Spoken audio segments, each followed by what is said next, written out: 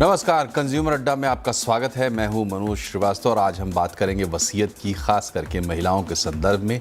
क्योंकि supreme court ने देश की महिलाओं को, खास करके हिंदू महिलाओं को ये नसीहत दी है कि वो अपनी वसीयत ज़रूर बनाएं। दरअसल महिलाओं की जिस तरीके से मजबूती हो रही है, सशक्तिकरण हो रहा है, तो महिलाओं के पास अब संपत्ति हो रही है अपनी बनाई हुई, ये एक वजह है। और सुप्रीम कोर्ट ने ऐसा क्यों कहा? क्योंकि सुप्रीम कोर्ट के सामने एक PIL आई थी, पब्लिक इंटरेस्ट लिटिगेशन आया था, जिसमें हिंदू सक्सेशन एक्ट के एक पार्टिकुलर खंड को चुनौती दी गई थी। अब हिंदू सक्सेशन एक्ट में है क्या? है ये कि अगर कोई महिला कोई संपत्ति छोड़ती है तो नेचुरली अगर कोई विल नहीं है तो वो उसके ससुराल पक्ष के लोगों के पास जाता है, मतलब बेटे बेटियों के पास जाता है, पति के पास जाता है, या फिर उसके पति के जो हायर्स हैं, यानी उसके माता पिता हो सकते हैं और भी दूसरे लोग, उनके पास वो संपत्ति जाएगी। मायके के लोगों के पास वो संपत्ति नहीं जा पाएगी अगर वसीयत नहीं है। तो वसीयत बना देंगे तो इस तरीके की कोई झंझट होगी ही नहीं। कोर्ट ने उस कानून की संवैधानिकता पर विचार करने से फ़िलहाल मना किया है, लेकिन कोर्ट ने अपील की है महिलाओं से कि भाई अब महिलाओं के पास भी काफ़ी संपत्ति हो रही है, महिलाएं अपनी कमाई से संपत्ति बना रही हैं, तो उन्हें अपना वसीयत ज़रूर बनाना चाहिए ताकि कोई विवाद ना हो और वो जिसे चाहती हैं उसको वो संपत्ति मिल पाए, आसानी से ट्रांसफ़र हो पाए। ऐसे भी विल ज़रूर बनाना चाहिए। क्यों बनाना चाहिए, कैसे बनाना चाहिए, किन बातों का ध्यान रखना चाहिए, इन तमाम पहलुओं पर हम बातचीत करेंगे अपने एक्सपर्ट्स के साथ। आज हमारे साथ सुप्रीम कोर्ट के वकील आशुतोष श्रीवास्तव हैं और साथ ही KCC ग्रुप के फाउंडर और हमारे टैक्स गुरु शरद कोहली साहब हैं। आप इन्हें जानते होंगे। तो हम समझेंगे कि कैसे क्या क्या करना है, और ख़ास करके महिलाओं के लिए हम बात कर रहे हैं, लेकिन ये बातचीत ऐसी होगी जो अगर आप सुनेंगे तो सबके काम आएगी, क्योंकि वसीयत की बात होनी है। आशुतोष जी, ये बताइए कि ख़ास महिलाओं पर और ख़ासकर हिंदू महिलाओं पर ज़ोर देकर सुप्रीम कोर्ट ने ये बात हाईलाइट की है, क्या इसमें कोई ख़ास संकेत है, कोई ख़ास बात है जो हमें समझनी चाहिए?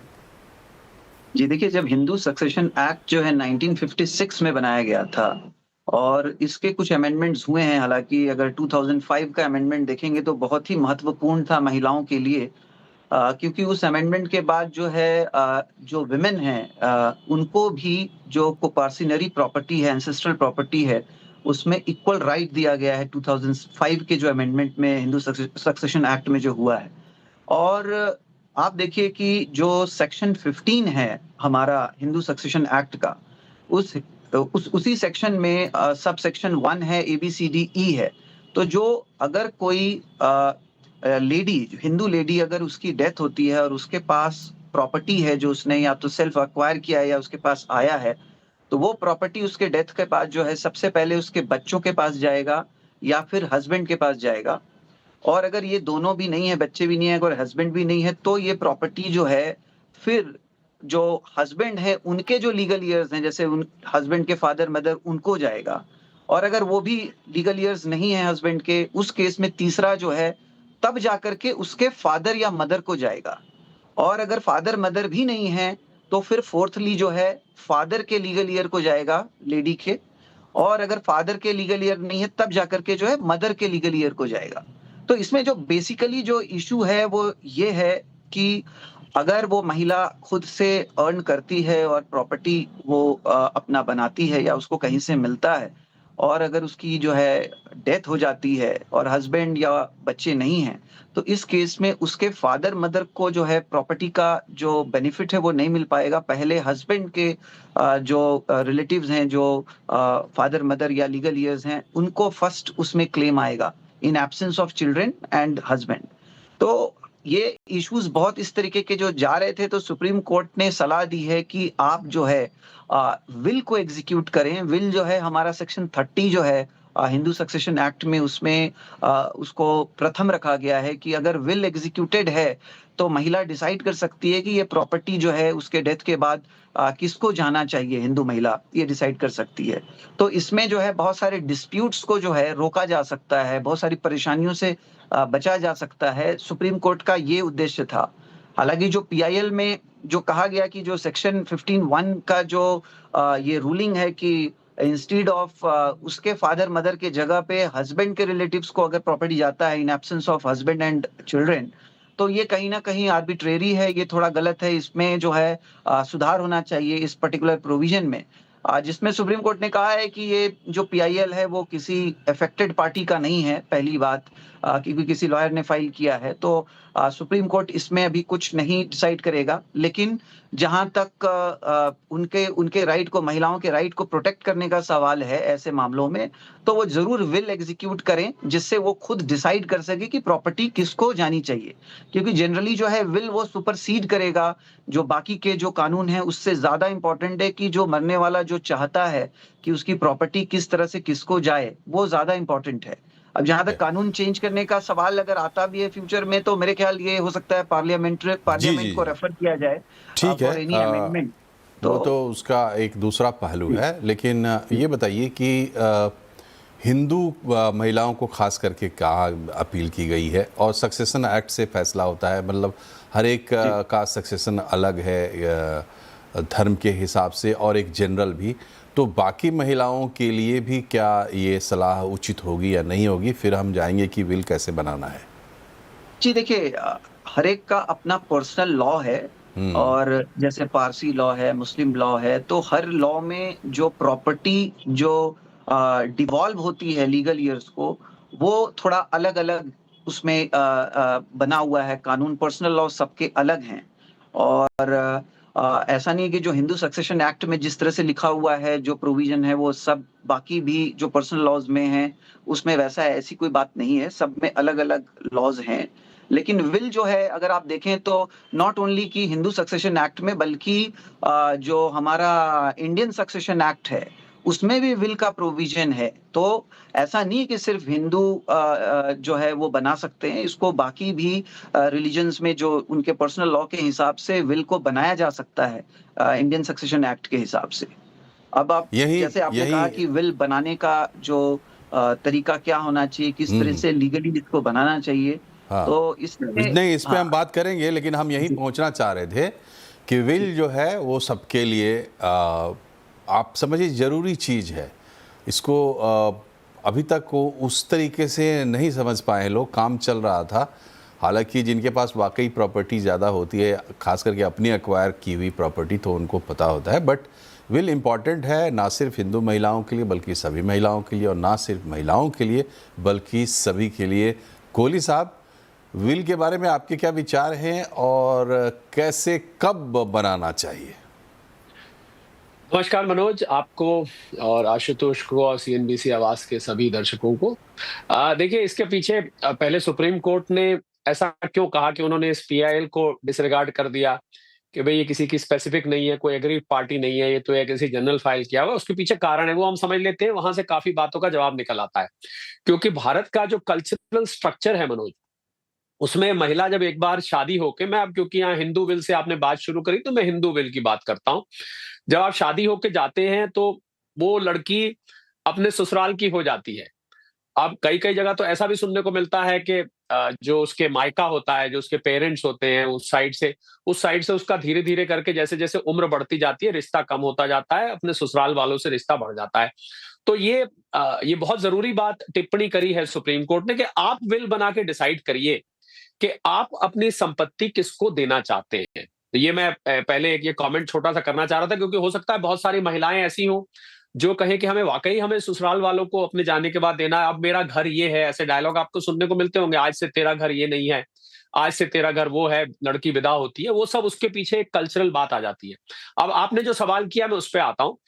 जनरली इंडिया में जो विल का पेनिट्रेशन है मनोज, वो बहुत ही पुअर है।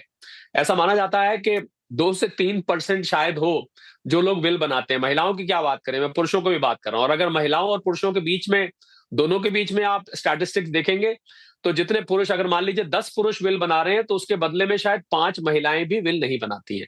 तो इसके पीछे जो कारण है, मुझे लगता है सुप्रीम कोर्ट ने जब ये टिप्पणी करी तो सुप्रीम कोर्ट उसके पीछे कारण को हटाना चाहता था कि आपके मन में जो इनहिबिशंस हैं, जो वहम हैं, जो डाउट्स हैं, आप उसको हट के करिए। आप ये मत सोचिए कि आप महिला हैं तो आपका परिवार ही सब कुछ, संपत्ति सब परिवार की है। मैं कोई डिस्प्यूट नहीं करना चाहती। पर क्या वजह है कि लोग विल नहीं बनाते? इसको हम इंटेस्टेट डेथ कहते हैं। मतलब आप बिना विल बनाए कोई व्यक्ति मर गया, और मृत्यु मैं समझता हूँ जिंदगी की एक अल्टीमेट सच्चाई है। ऐसी सच्चाई है जिससे कोई इनकार नहीं कर सकता। हम उसके बारे में सोचें, उसके बारे में ना सोचें, उसको दरकिनार कर दें, वो एक अलग बात है, पर वो उसको रोका नहीं जा सकता। तो लोग बाय नेचर क्या होता है, हालांकि हमें वेस्टर्न कंट्रीज में विल का पेनिट्रेशन बहुत ज्यादा है, पर यहां पर बाय नेचर हम लोग अपनी डेथ का सोचना नहीं चाहते, क्योंकि विल जब भी आप लिखते हैं तो उसमें ये लाइन तो लिखी जाएगी कि मेरे बाद ये इसको दिया जाए, मेरे बाद उसको दिया जाए। तो ये जो मेरे बाद है ना, मैं इन्वर्टेड कॉमर्स में डाल रहा हूं मनोज, ये मेरे बाद लिखना लोगों को नागवार गुजरता है। उनको लगता है कि ये शब्द अभी ना इस्तेमाल करें। तो मैंने देखा है, मैंने बहुत सारे दर्जनों लोगों से इस बारे में बात करी, और इनफैक्ट हमारी जो लॉ फर्म है उसने विल के लिए एक अभियान भी चलाया था लोगों की अवेयरनेस क्रिएट करने के लिए। तो वो लोग उसको टालते, ऐसा भी नहीं है कि इनकार करते हैं, पर वो उसको टालते जाते हैं कि अभी हाँ करेंगे, थोड़े दिन बाद देख लेंगे। तो लोग उसकी बातचीत नहीं करना चाहते। ये तो कारण, अब महिलाओं में ये विशेष कर है। पुरुष तो फिर भी आपको दिखेंगे विल बना, जैसा कि मैंने कहा, अगर 10 पुरुष विल बना रहे हैं तो उसके पीछे मात्र 5 महिलाएं विल बनाती है। महिलाओं को लगता है भाई सब कुछ जो मेरा है, बच्चों का ही तो है, ये सब कुछ जो है ये परिवार में बढ़ जाता है, मैं नहीं चाहते बच्चे बाद में झगड़ा करें। बहुत सारे कारण थे। प्लस महिलाओं में अपनी लीगल राइट्स की अंडरस्टैंडिंग भी कम है। और मनोज, मैं यहाँ पर एक स्टैटिस्टिक्स रिवील करना चाहूंगा जो कि सीधा इससे सरोकार नहीं रखती, पर अप्रत्यक्ष रूप से इससे सरोकार रखती है। इंडिया में मात्र 30-32% महिलाएं, जबकि हमारी आधी आबादी है, पर उस आधी आबादी में से 30-32% महिलाएं, मनोज ध्यान दीजिएगा, इकोनॉमिक एक्टिविटी में इन्वॉल्व हैं। यानी कि बाकी की जो 70 से 68% महिलाएं हैं वो गृहिणियां हैं। अब गृहिणियों को क्या है कि जो पैसा आता है या तो पति से आता है या अपने पिता से वो कुछ लेकर आती है, इकट्ठा करके आती है, जिसको हम पिन मनी कहते हैं, जो पति से महीने का खर्च उसको जोड़ जोड़ के अच्छी खासी अमाउंट बन जाती है। उनको लगता है ये सब परिवार का ही तो है, ना उनको अपनी लीगल राइट्स पता। और बाद में फिर जब झगड़े खड़े होते हैं, इसी को लेके सुप्रीम कोर्ट ने कहा है कि अब महिलाएं जो कमा रही हैं, जो 30-32% महिलाएं इकोनॉमिक एक्टिविटी में इन्वॉल्व हैं, उन महिलाओं को तो बनाना ही चाहिए, क्योंकि उनका तो खुद का एक वेल्थ, एक पोर्टफोलियो बन जाता है। किसी के पास छोटी मोटी प्रॉपर्टी है, शेयर्स में इन्वेस्टमेंट है, बैंक बैलेंस है, फिक्स डिपॉजिट्स हैं, और भी महिलाओं के पास ज्वेलरी होती है। पर जो गृहिणियां हैं, मैंने देखा है वहां पर अनअवेयरनेस ज्यादा है।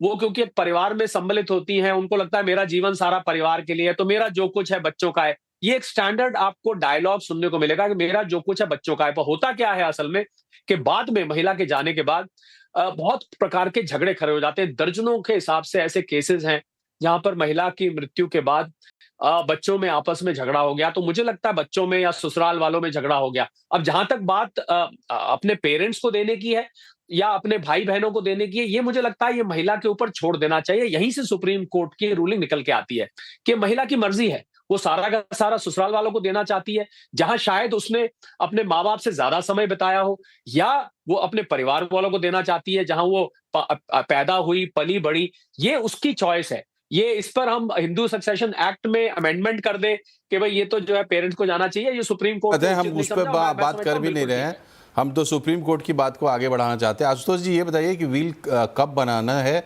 कैसे बनाना है, क्या प्रोसेस है? एक आम आदमी, एक आम महिला तो बिल्कुल कुछ भी नहीं जानती। देखिए, विल किसी भी स्टेज में जो है कोई भी मेजर, चाहे महिला पुरुष, वो बना सकते हैं। और विल बनाने में उनको एक तो मूवेबल प्रॉपर्टी और दूसरी इमूवेबल प्रॉपर्टीज का डिस्क्रिप्शन हो कि भाई अगर मूवेबल में जैसे बैंक अकाउंट हो गया या एफडी हो गया या फिर जो शेयर्स हो गए, डिबेंचर्स हो गए, म्यूचुअल फंड हो गया, एफडी हो गया, तो इस तरह की जो मूवेबल प्रॉपर्टीज हैं इनका पूरा डिस्क्रिप्शन हो। और उसी तरह से इमूवेबल प्रॉपर्टी जैसे फ्लैट है या फिर जो भी चीजें उनके पास हैं, जमीन है, तो इसके बारे में डिस्क्रिप्शन हो पूरी तरीके से, उसका पूरा कि कहाँ पे सिचुएटेड है, कहाँ है, या अगर बैंक से रिलेटेड डिटेल्स है तो किस बैंक में क्या नंबर है, ये सारी चीज़ों को लिखना होगा और ये किसको किसको किस रेशियो में जा रहा है। अगर कोई इमूवेबल प्रॉपर्टी है तो उसमें किसको-किसको वो देना चाहती है। हर एक को 25% शेयर देना चाहती है 4 जने अगर हैं, या वो एक को इंडिविजुअली देना चाहती है पूरा का पूरा। उसी तरीके से जो बाकी के जो शेयर्स बनते हैं मूवेबल प्रॉपर्टीज़ में या गाड़ियाँ भी उसमें आ जाती हैं, उसमें वो किसको क्या देना चाहती है। इक्वल प्रोपोर्शन में देना चाहती है या पूरा इंडिविजुअली, एक जैसे कोई एफडी हो गया वो किसी के नाम पे करना चाहती है, या फिर कोई शेयर हो गया वो किसी के नाम पे करना चाहती है, उसका बेनिफिशियरी जो हो उसमें डिवाइड करना चाहती है, ये उसकी पूरी इच्छा है।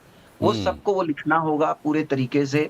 और विल में देखिए अनकंडीशनल विल होना चाहिए, उसमें कंडीशंस अननेसेसरली मेंशन नहीं होनी चाहिए कि ऐसा होगा तो ये इसको मिलेगा, वैसा होगा तो इसमें फिर बहुत सारे विवाद आगे जाके क्रिएट होते हैं, डिस्प्यूट्स बनते हैं जो फिर कोर्ट में जाते हैं मामले। तो उसको क्लैरिफाई बिल्कुल क्लियर हो विल में, क्या वो लिखना चाहती है, क्या करना चाहती है। उसके अलावा 2 विटनेसेस के सिग्नेचर्स जो हैं वो मस्ट हैं, और विटनेसेस जो है बिल्कुल भरोसे के हों, जो साइन करें और सर्टिफाई करें कि जो लिखा हुआ है ये बिल्कुल सही है। उसके बाद जो है मैं कहूँगा कि एक डॉक्टर सर्टिफिकेट भी बनवा के रखना कि ये जो है बिल्कुल जो बनाने वाला जो एग्जीक्यूटेंट है वो बिल्कुल सही अपने मेंटल कंडीशन में है जब वो बना रहा है, ये डॉक्टर उसको सर्टिफाई करे उस डेट को जिस डेट को ये साइन हो रहा है, वो भी बहुत इम्पोर्टेंट है।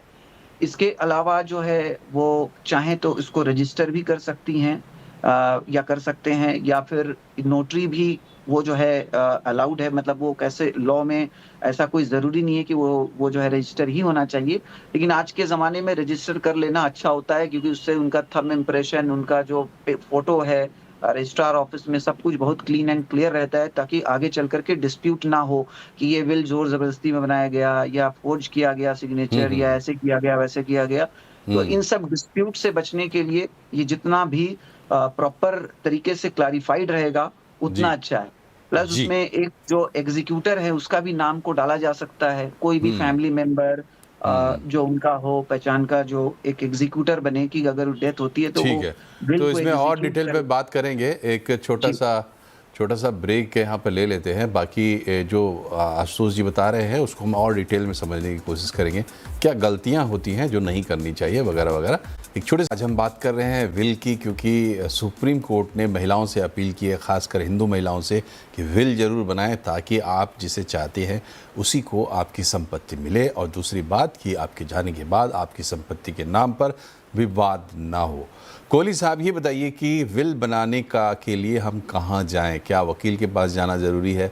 हम खुद से सादा कागज़ पर लिख लें, या ऑनलाइन कोई व्यवस्था है, कोई फर्म्स है जो ये काम कर रही है? कैसे करें ताकि छोटा बड़ा जिसके पास जो भी संपत्ति हो सबके लिए ज्ञान काम आना चाहिए?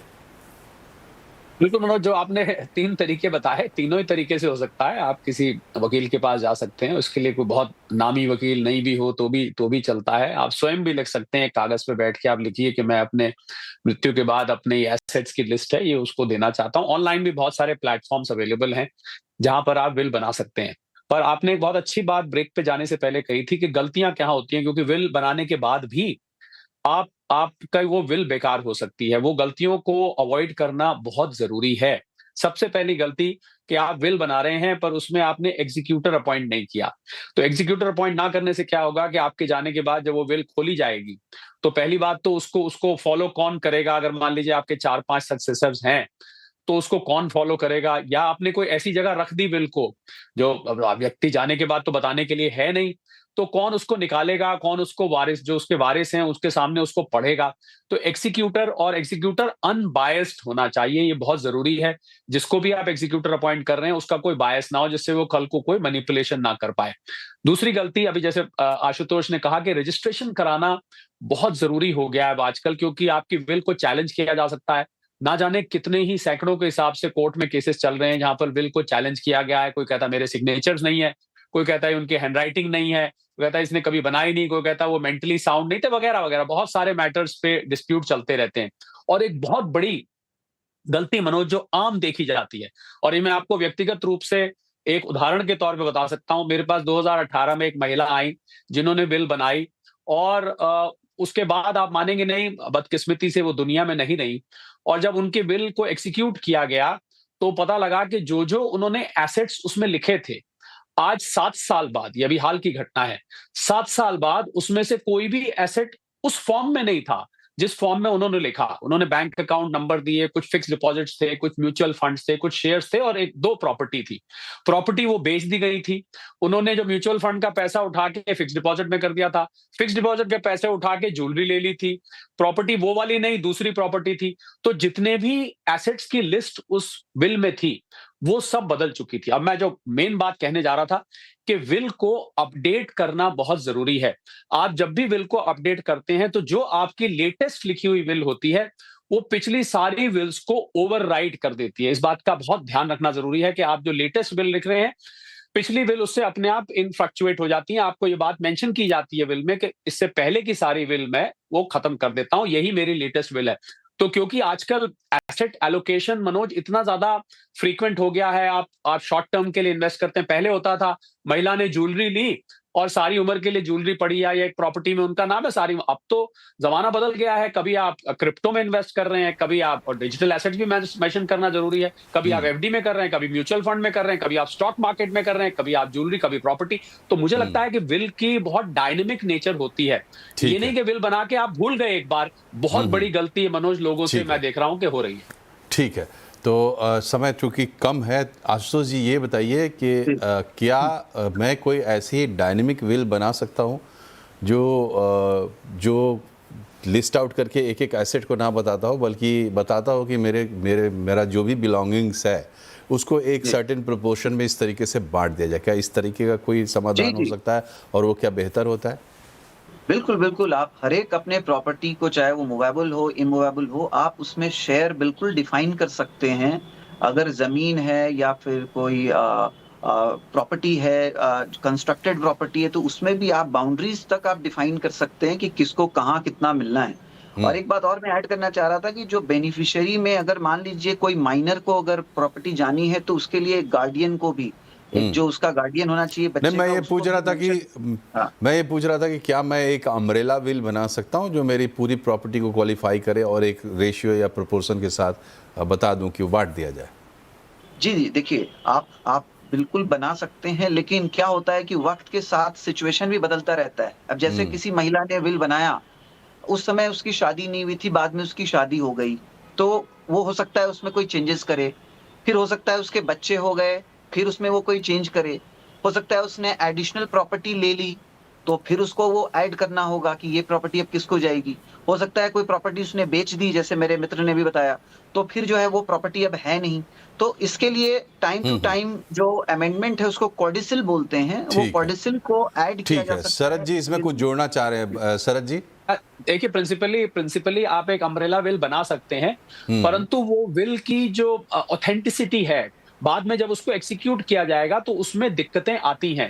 क्योंकि आपने कह दिया मेरे सारे एसेट्स मेरे 3 बच्चों में जाएं। अब एसेट्स कौन से हैं इस पे सवाल उठ सकता है, कितने के हैं इस पे सवाल उठ सकता है, बैंक अकाउंट नंबर, एफडी। तो इसलिए बेहतर रहेगा कि स्पेसिफिक बिल बनाए और जब लिख ही रहे हैं तो आप उसको लिखिए और समय समय पर अपडेट करें। मुझे लगता है हमारी आपकी ये बातचीत आज जो भी महिला या जो भी वर्ग देख रहा है उससे यही सीख लेगा कि बिल को समय समय पर अपडेट करते रहिए। हम तो ये सलाह देते हैं कि हर साल आपको बिल अपडेट करनी चाहिए, क्योंकि आप बैंक अकाउंट बंद करवाते रहते हैं, खुलवाते रहते हैं, आपकी इन्वेस्टमेंट पैटर्न और एसेट पैटर्न बदलता रहता है। सही बात है। और कोहली साहब, हमारा तो मकसद ये है कि आप सोचिए, पहले तो विल के बारे में जानिए, पहले तो जानिए विल के बारे में। देश की सर्वोच्च अदालत ये कह रही है कि भाई विल के बारे में जानिए। पहली चीज़, जब आप जानेंगे फिर आपकी इच्छा जागृत होगी, मन बनेगा, आप विल बनाएंगे। जब आप विल बनाने की सोच लेंगे तो रास्ते हज़ार है। आजकल तो हर जानकारी लोगों की उंगलियों पर है। तो जो जानकारियां हम दे रहे हैं वो तमाम चीज़ें और उससे ज़्यादा जो छूट गई है हमसे, वो सब जानकारी आपको मिल जाएगी। सबसे है कि पहले विल पावर बनाइए विल के लिए, और फिर विल भी ज़रूर बनाइए। आपने जो संपत्ति अर्जित की है वो आपके बाद उसी जगह जानी चाहिए जहां आप चाहते हैं। आप दोनों का बहुत बहुत शुक्रिया हमसे जुड़ने के लिए। प्रोग्राम में फ़िलहाल इतना ही। नमस्कार।